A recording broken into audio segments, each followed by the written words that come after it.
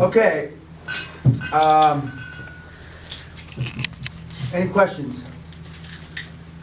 Okay, what's the first thing I asked you to do last night for homework? Well, I would Write it down. define the moment for Yes. real life. Okay. So define the what moment? I wrote it everywhere. What is the The most defining defining moment? moment. What is the most Okay, defining moment we'll of start your with life? you. I asked the group to several things to do last night, one of which is what is the defining moment of your life? Okay. Okay. The most defining event when I watched Mr. Peña interview on the London Real program, I realized that this is the right person to approach, to be mentored by. Then I decided to write him to know if this seminar fit for me or not. Because the website does not say clearly who's your market. In 2005, I saw the website. From the website, I understood that this is only for the owners, for the people who have money. Then when I back, I write you, I received a fast response, strong and tough. Then I decided this is the moment, then I decided to go. Okay. The website is written the way it is, although it's much more sophisticated than it used to be, which I'm not so sure is such a great thing, but because we want you to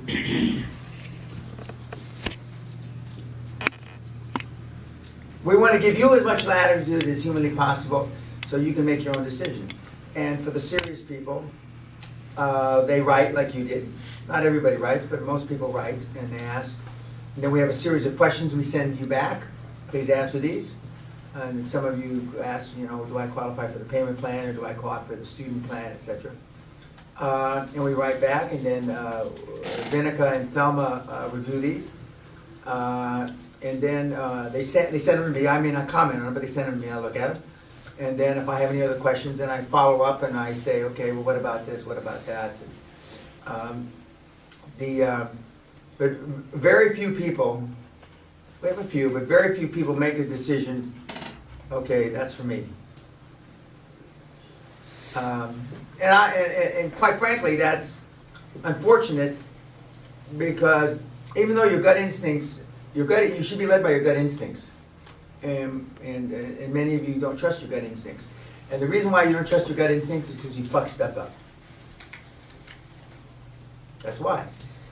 Okay? I tried this, I tried that, I've been married 9 times. I can go on and on and on and on. Why you don't trust your gut instincts. Okay? And but gut instincts from women are better than gut instincts from men. 98% of the time a woman's intuition is correct. We lesser humans, it's not that accurate by any stretch of the imagination. It just isn't. And now my gut instincts are pretty fucking good, but I'm only at 95% of the time I'm right. 95%. And so, as I've told you a few times since you've been here, you're always hoping that you're the 5 that I'm wrong. So your defining moment was listening to London Real, and there's a number of you that are here because of London Real. To be specific, your response to me with your answer was... okay, my response. Yes. And Vinica always says, she says, why almost everybody that you respond to buys? Now, why do you think that is? Come on, brainstorm. I mean, geniuses, jelly brains. You're challenging them. It makes it real. It's Well, not real until you hear from boom. you. I'm challenging them, and it makes it real. And again, don't attribute too much fucking Mother Teresa to me, but it makes it sound like I care. Fucking jerk. Eat shit. You're an asshole. Fucking jerk. Now, do I care or don't I care? That is the conundrum. That's the question. Some of you want to think, and some of you dipshits on YouTube want to think that I care. Well, you're never going to know unless you come. But don't attribute too much to my, I can tell you, I don't like to be called an angel saint and so, I don't like that shit. There's not, you know, there's nothing, Mother Teresa and I have virtually nothing in common. Nothing. She's Albanian, I can go on and on and on. She's this tall, I can go on. But the response, and it's not a made-up response, and we don't have pat responses. We don't have, it's not like a boilerplate. I mean, I answer them, and you normally can tell my answers because they're red font, large type, in between your own sentences. Okay, that's good. Hans, defining moment. When I started my own company in 2002. Okay, and that company did what? Or does what? I'm still doing the same, being construction. Okay. I started off all alone, didn't know anything. And now I've got 65 employees working for the Do you company. build buildings, houses, what? Yeah, residential, Okay. flats and houses mainly. Uh-huh. Okay. You went up on your own? Actually, I should have started way earlier. I consider I worked 5 years as an employee. I consider it a total waste of time. It's probably the 5 years I regret most of my life. I would never ever do it again. But We live and learn. We live and learn. Kelly, defining moment. When I was 20, I had been married A couple years ago. about 10. Okay. So, had kids, bought a house, new cars, pretty much the American dream, except for I wasn't happy. So I walked away from that marriage and started looking for answers, so that's my defining Okay. moment. You're for, divorce. Okay. Well, divorce is always a defining moment. I can speak for myself. It wasn't so defining for me because I was happily married till the day I got an email from my ex-wife, then my wife, that said, I can't live like this anymore. I want a divorce. 2 lines at midnight in an email. Was it because you were busy in the business? Yeah, well, that's yeah. Plus, she wanted to be in Los Angeles, and I didn't. You know, I had to be wherever I had to be. Divorce is always a defining moment, and we've had plenty to come through here. Okay, Emil? Up to now, I don't feel like I've had any defining moments, and I know this seminar will be a defining moment for me. But talking about relationships and when my girl left me last year, I think that's Did she have blonde hair? yeah. I think that was defining for me. You would have had blonde haired kids for sure. Because I grew stronger like after I went through the process of all that comes with that, and that's a defining moment, but not so big, because I don't know how in love I was with her, but Yeah. Well, when I just having returned from Scandinavia, I mean, everybody looks, not everybody, but they all look like him. Blonde hair, you know, the girls are good looking blonde hair. I mean, you know, the Vikings did something right. They did something right. But I won't say that's a puppy love, but your love experience, and it doesn't seem like it crushed you too much. Speaking of crush, Pablo, what's your defining moment? Series of events, starting with the divorce. I got delivered a message of divorce, and I had. I can see why somebody divorced you, having spent a couple days with you, but go ahead. And I had just been waiting. I had been doing the corporate grind, waiting for a better time to pull the plug and do my own thing, and waiting and waiting and waiting, and then the divorce hits me, and I just realized that bad things happen when you wait. Great point. There's no good time to make a hard decision. There's never a best time. If you wait for a best time, it's never going to be. And if you wait, normally when you wait, good things don't happen, bad things happen. Okay. So I started to pick up the pieces and just clean slate, rebuild, and I cashed out the savings, all the savings that I had, and started a business Okay. in 2010.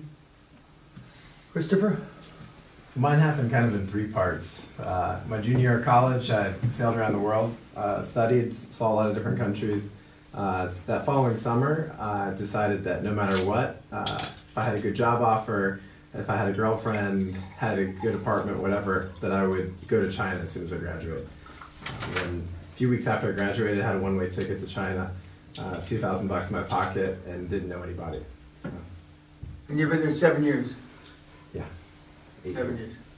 8, okay. And you just got your second funding on your business, Mhm. second round of funding? Right. Okay. Was that? Mine was like sort of two. So the first one was leaving my moving away from my family and away from the town that I was in, which was kind of a small town where nothing was really happening, and moving to the city. And the second one was moving into the Rialto Towers. So that was the tallest building in the Southern Hemisphere, and we took out an office next to like IBM and Google, and we didn't have any money to pay for it, but it was like in Think and Grow Rich, it was like the burning of the ships, and we were just like, okay, well now we're going to make money. And it really just put us outside of our comfort zone, so that was a big defining moment for me. And what did you used to listen to, and what did Google and your neighbors get mad about? I used to torrent all your stuff, and All the QLA tapes. and a bunch of other stuff too, but your stuff was stuff we listened to in the office when we were working late hours, so. Okay.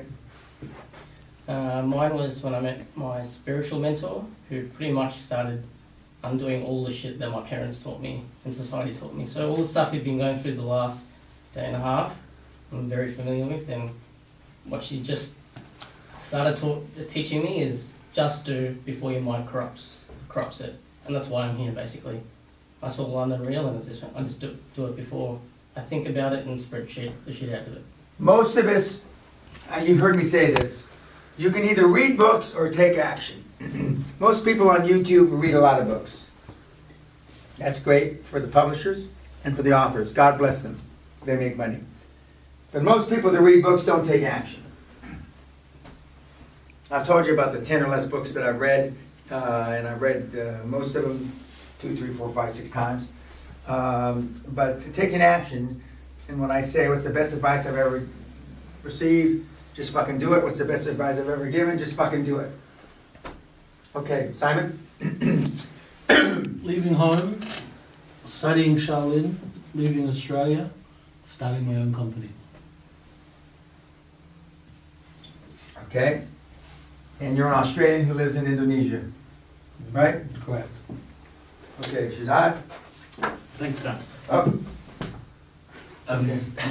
Mine's is about a case with which I dealt, and ordinarily I think everyone here will know that there's privilege between clients and... Oh, stop it, stop. Just tell the story. Dan, there's been a new change in the law, and the change in the law was that the timetable set by the courts has to be rigidly followed. There's no more indulgence. If you slip, then there are harsh penalties. And this law had just come in. It was completely fortuitous that the client walked through the door and said, those who are suing me for harassment, they've slipped on the deadline by 1 day. I seized the opportunity thinking, well, there's been a change in the law. There's no case law on this, and this is my golden opportunity. So I prepared my case as thoroughly as I could. The reasons that were given at court for the slippage were that the other firm was a very small firm, they were only a day late, and that geographically they were far away from the court. I mentioned that there'd been a sea change in the law, and really they should be struck out, because they failed to respect the court's procedures. You mentioned earlier, being the plaintiff, they were the claimant in this case, so it was incumbent upon them to follow what the court had said. In this country, in England, there's a twin legal profession. They're barristers and solicitors. Solicitors, I'm a solicitor, are like general practitioners. You go to see them, they give you the pills and try to solve the problem. If that doesn't work, you go to the operating theatre, which is a court, and their barristers represent you. This is a case in which I thought, I fancy this, and I think that I can really fight my client's corner. The other party, claimant, was represented by a barrister, a very famous barrister, and he sort of marched into court thinking, "Are you going to be opposing this application?" And I said, I was slightly taken aback by his sort of confidence, and I said, "Well, yes, I am." And he said, "What are the reasons?" And I said, "They're in my skeleton argument." And he sort of read them. And I represented my client. The court was having none of it. I did feel for a while that the judge wanted to indulge them, but the judge had to retire. He came back in 15 minutes. And after my relentless oratory, You mean like right now? He's a fucking lawyer. I mean, what can I tell you? Okay, who was educated in the United States as well. Go ahead. What was daunting about it, Mr. Peña, was the fact that it was only a small application, so there were barristers from other cases waiting to be heard. So I had these very senior barristers, and this sort of crummy little me, a solicitor, not even a barrister, sort of while my presentation was being listened to. So I did feel an immense amount of pressure. I fought, and I was a real bulldog. We're in the court now. Huh? I feel gonna Yeah, okay. We're gonna dismiss this fucker here pretty soon. The reason why it's a defining moment for me is because it was a new change in the law. There was no case law on this. So you stuck your neck out. I stuck my neck out. Correct. And as a result, I published an article. I sought my client's consent, which is why I can talk about the case. I published an article, and it was amazing. I mean, first of all, they accepted the article, which I didn't think they would. They took allowed me to publish my photograph, which I didn't think they would. Well, you could have done without your photograph. My You wife, put Blondie in. Put Blondie instead. His photograph. and I had all these unsolicited calls at the office. Business. That's right. And my fellow partners, they were fearing. Praise Allah. Praise Allah. Those were my thoughts, Mr. Yeah, Peña. exactly. I know what your thoughts were. And my fellow partners were worried because they thought this partner's going to get poached now. But I was reveling in this new fame. You still are. It still makes you feel good. It was a defining moment. I have to say, the phone calls, there were only 2 or 3, but each time I recount this experience, it feels like there were a lot more. Yeah. The reason why it was a magical moment for me was because it was a great case. The other side was so poor in the way they fought their client's case. The other side was a barrister, and I'd like to think that if it were a scuffle in the playground, I think it would be a bloody nose that I'd given. But it wasn't. The ease with which I got published and my newfound fame, that's why it was a defining moment. I'm looking to repeat. Exactly. And the point is, and the takeaway I get from this is, these are all great defining moments, but these will pale in fucking complexion about what you're about to do. These won't even be on, like I said in my last newsletter, my whole career is benchmarked from the last 30 years, basically. And I don't understand that because I was a high-performance person for a long time. And basically, I'm judged by 8 or 10 things I did, okay? Somewhat magical. But your life going forward, these things that you talked about, you'll always remember them, but they don't mean dick. Okay. Say it in English, not Russian or German, please. I tried it. So my defining moment was when I finished my school in Germany. So I was 17 years old, and I was really bad in the school. So I believe that. I believe that. So I got my resumes, or CV, like we call it in Germany. So I'm trying to find a job because all my friends, they got already a job. So I was rejected like 30 times in a row. So, but I was the last one for my friends that I didn't get a job. So then I decided to do something for myself, and I knew that I have to change something. So then I get to the business school, and I end up the best in my class. After that, I finished the university also I was one of the best, and I got a really great job, and I got the opportunity to work outside from Germany.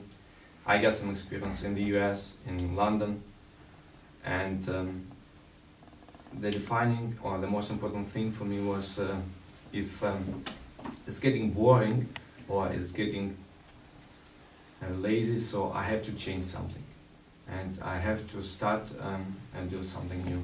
And this is, I guess, also the reason why I'm here, change my life. Okay. Jeff?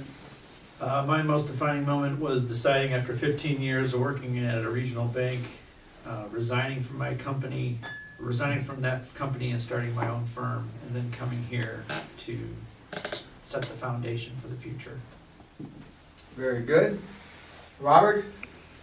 From my point of view, this changes every time I look at it. And one thing is seeing the dead bodies of my parents, and another thing is to see dreams come true, that you feel you want to do that, and you do step by step by step, and you did it, and then you recognize that, and you see how easy it was, and that it was worth it. Operative word is easy. We'll get back to that. Go ahead. And that's magic. Okay. So that's it. It is magic. And a year from now, when we're done with the year mentor program, I'm going to ask you the same question. And I guarantee you, these things you just said won't be on the list. There are very few guarantees in life and in the seminar, but that's one of them. Because I will beat you, kick you, spit on you, whatever I have to do. But these won't be on your list anymore. Because each one of you has within you a big result that you haven't found yet, you don't even know about. When we talk about goals in the next couple of days, we'll define those. We'll define the affirmations that go along with them, etc., etc. And I assure you that these will pale off into complexion. Okay, YouTubers, we'll see you tonight.